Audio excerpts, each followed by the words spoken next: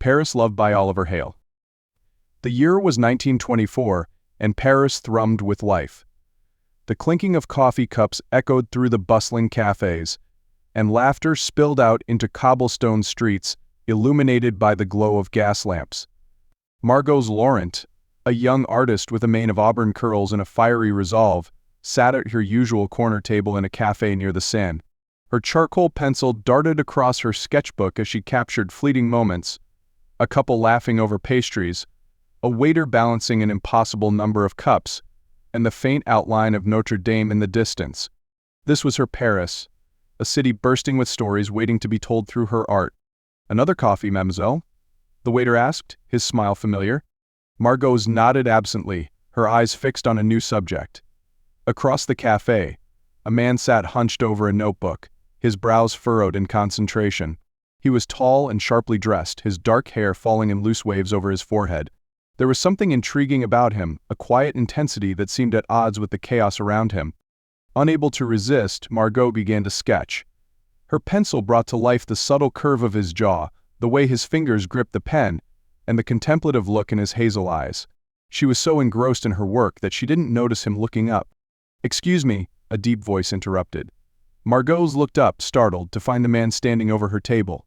He held a notebook in one hand and a half-smile on his lips. "Are you drawing me?" Caught, Margaux felt a blush creep up her neck. "Perhaps. You looked interesting." The man laughed softly, his seriousness momentarily replaced by amusement. "Henri Dumont," he said, extending his hand. "And you are?" "Margaux Laurent?" She took his hand, her fingers smudged with charcoal. "An artist." "And you?" "A journalist, newly arrived in Paris."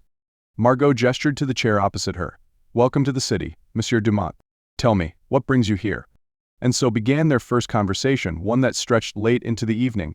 Henri spoke of his small-town upbringing and his dream of writing a novel. Margaux shared her struggles as an artist trying to make her mark in a city brimming with talent. By the time they parted, the air between them crackled with unspoken possibilities. Over the following weeks, Henri became a fixture in Margaux's life.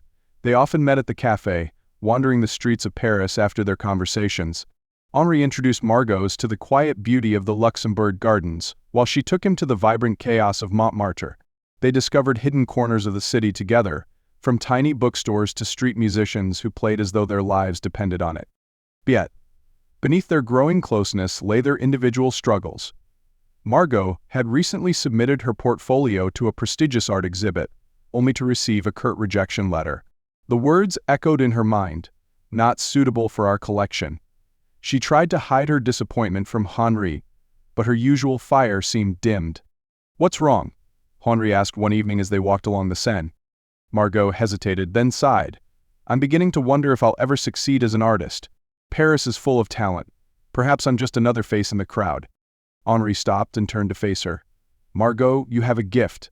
The way you see the world, it's unique. Don't let one rejection define you." His words stirred something in her, a fragile hope that she clung to in the days that followed. Henri, too, was wrestling with his own doubts.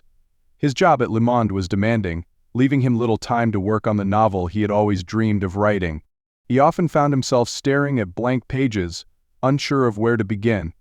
Yet, in Margaux's presence, inspiration seemed to flow more easily. Her passion for her art reminded him why he had fallen in love with storytelling in the first place. The turning point came on a crisp autumn morning. Margaux received an invitation to display her work at a gallery in Bordeaux. It was the opportunity she had been waiting for, but it came with a catch: she would need to leave Paris for several months.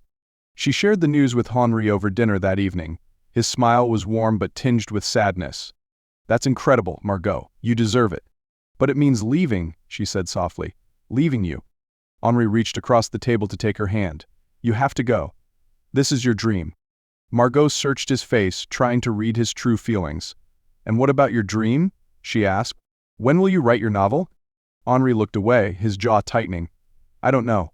Maybe it's not the right time." Frustration bubbled within Margaux. "You always say that. But when will it be the right time, Henri? You encourage me to chase my dreams, but you're too afraid to chase your own." The words hung in the air, heavy and unspoken until now. Henri's face darkened, and he withdrew his hand. "Maybe we're just too different," he said quietly. Margaux felt her heart crack, but she lifted her chin. "Maybe we are."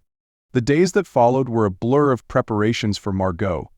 She threw herself into her work, trying to ignore the hollow ache in her chest. Henri, meanwhile, buried himself in his reporting, though his thoughts often strayed to the woman who had challenged him in ways no one else ever had. It was only when Henri stumbled upon one of Margaux's sketches, a portrait of him sitting at the café, that he realized the depth of what he was about to lose. He decided to act. On the eve of Margaux's departure, Henri penned an article celebrating the artists of Paris. He included a heartfelt tribute to Margaux's work, describing it as a vivid reflection of life's beauty and complexity. The article was published the next morning, just hours before Margaux's train was set to leave.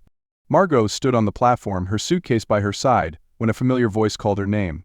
She turned to see Henri, slightly out of breath, holding a newspaper in one hand.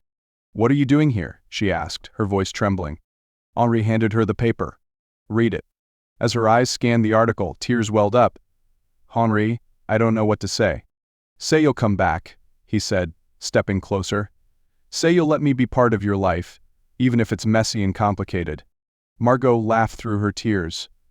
"Of course I'll come back, but only if you promise to write that novel." Henri smiled, pulling her into his arms. "Deal." Months later, Margaux's exhibit in Bordeaux was a resounding success, and Henri began his first novel. When Margaux returned to Paris, their love had only deepened, strengthened by the challenges they had faced. On a quiet evening, as the city buzzed with life, Margaux sketched Henri beneath the Eiffel Tower. This time, she wasn't drawing a stranger. She was capturing the man she loved, the man who had shown her that dreams were worth pursuing together.